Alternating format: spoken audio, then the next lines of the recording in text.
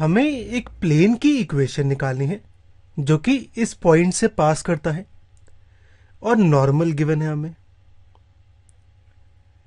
सबसे पहले हम वेक्टर इक्वेशन निकालते हैं। हमारा फॉर्मूला कुछ ऐसे होगा, जहां पे n है नॉर्मल वेक्टर और a है पोजीशन वेक्टर उस पॉइंट का जिससे ये लाइन पास करती है। हमें गिवन है कि प्लेन पास करता है 1 4 6 से, तो इसका पोजीशन वेक्टर निकालना है हमें। इसका पोजीशन वेक्टर होगा 1i 4j 6 के। तो a वेक्टर की वैल्यू आ गई और हमें नॉर्मल गिवन है, तो n वेक्टर की वैल्यू आ गई। अब इस a और n की वैल्यू इस फॉर्मूले में पुट करता हूं,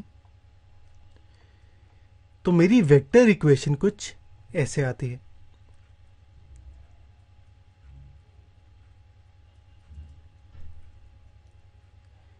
अब हम कार्टेशियन इक्वेशन निकालते हैं। कार्टेशियन के लिए मैं दो मेथड से सॉल्व करता हूं। पहले मेथड में मैं इस वेक्टर इक्वेशन का यूज करता हूं। r की वैल्यू पुट करता हूं xi yj z के इस फॉर्मूले में, तो ये कुछ ऐसे आता है और इसे सॉल्व करता हूं।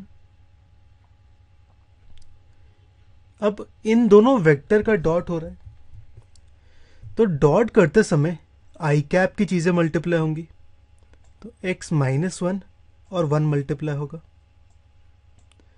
ऐसे ही y -4 और -2 और z -6 और 1। इसे सॉल्व करूं तो इक्वेशन कुछ ऐसे आती है।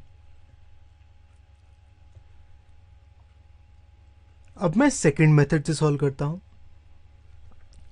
इस मेथड में मैं फॉर्मूला यूज करता हूं। अगर लाइन पास करती है इस पॉइंट से x1 y1 z1, sorry plane पास करता है इस पॉइंट से, और मेरा जो नॉर्मल है उसके direction ratios A B C हैं, तो प्लेन की इक्वेशन कुछ ऐसे आती है।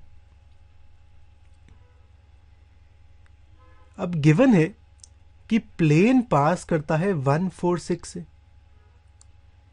इसे कंपेयर करूं x1 y1 z1 से, तो x1 होगा 1, y1 होगा 4, z1 होगा 6 और हमें नॉर्मल ये गिवन है। इसके डायरेक्शन रेशियोज होंगे जो i, j और k से मल्टीप्लाइड नंबर है। i से 1 मल्टीप्लाइड है, j से -2 और k से 1, तो डायरेक्शन रेशियोज आएंगे 1 -2 1, यानी ए बी सी की वैल्यू आ गई। ये पुट करूं फॉर्मूले में तो मेरी इक्वेशन कुछ ऐसे आती है।